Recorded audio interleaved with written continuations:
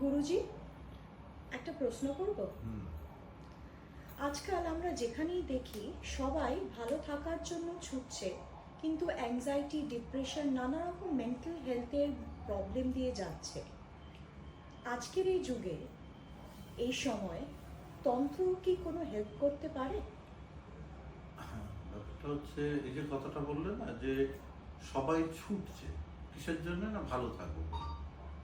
এই যে ছুটছে কোন পথে ছুটছে, মানে ভালো থাকবো এই আশায়, যে যেদিক থেকে যেটা খুশি অ্যাকসেপ্ট করছে, মানে যেখান থেকে হোক আমি আমার ভালো থাকবো।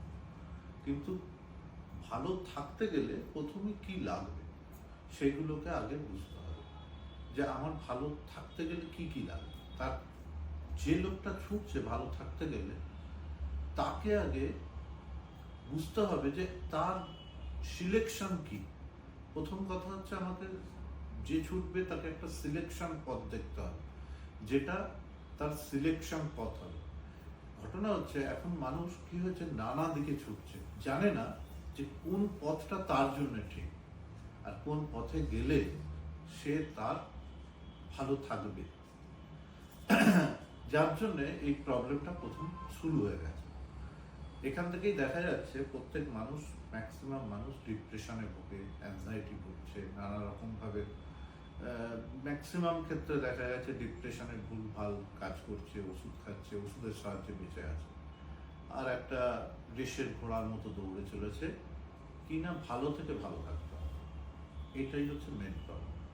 এটা হচ্ছে মানে ঠিক আমাদের জগতের জন্যে নয়, এটা হচ্ছে সাধারণ মানুষ এইভাবেই জীবনটাকে যেন বেছে নিয়েছে।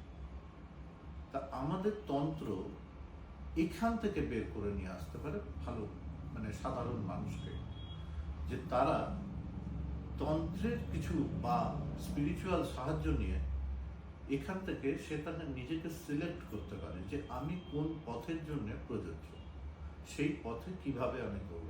বেসিক বলা হয় মানুষ সব পথের জন্যই তৈরি, কিন্তু মানুষের জিনগত বলো, পরিবেশ বলো, পরিকল্পনা বলো, সেই অনুযায়ী মানুষকে ইনফ্লুয়েন্স করে এক একটা পথ। সেই পথ থেকে যখন সে তাকে নিটভাবে বসাতে না পারে, তখনই তার মধ্যে ডিপ্রেশন বা অ্যাংজাইটির সৃষ্টি হয়।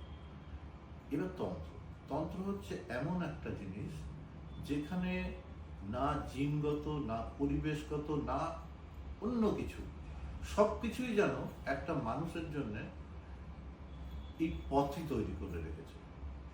যে কোনোভাবে স্পিরিচুয়াল এঙ্গেজমেন্ট এই সব ডিপ্রেশন থেকে সহজে তুলে নিয়ে আসতে পারে।